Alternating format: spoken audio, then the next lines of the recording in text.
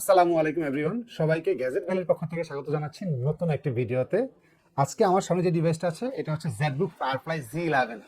যারা জেডবুক লাভার আছেন, Z11 কি জিনিস সেটা আজকে বলবো, বিকজ অফ এটাতে কোর থ্রেডটা মারাত্মক লেভেলের বেশি থাকে। যারা একটু কোর থ্রেড লাভার আছেন তাদের জন্য এই ডিভাইসটা। এটাতে অনেক ফিচার্স আছে, কোনো ফিচার্সই মানে কমতি নেই। আমি এটার একদম ভিতর থেকে ফার্স্টে বলবো, এটা মানে প্রসেসরের দিকে ফোকাস দিচ্ছি। প্রসেসর হচ্ছে core ultra 7 165H processor. H processor মানে হচ্ছে পাওয়ারফুল প্রসেসর, এটা আমরা জানি। এবং এটা প্রসেসরে কোর আছে হচ্ছে গিয়ে 16টা কোর, 22টা থ্রেড। সো মানে ইমেজিন করেন যে কি পরিমাণ পাওয়ারফুল প্রসেসর এটা। এবং এটাতে মেমোরি আছে 16 GB DDR5 এর র্যাম। আপনি চাইলে এটাকে আরো আপগ্রেড করতে পারবেন। স্টোরেজ হিসেবে আছে 512 এর এসএসডি, আপনি চাইলে এটাকে 1 TB করে নিতে পারবেন। আর গ্রাফিক্স তো এগুলোর সাথে শেয়ার গ্রাফিক্স 8 GB থাকছেই। আমি আর ওটাতে না বলি, সাথে কিন্তু এটা ডিসপ্লেটা touch screen, full HD resolution, nano বেজেলের ডিসপ্লে আছে।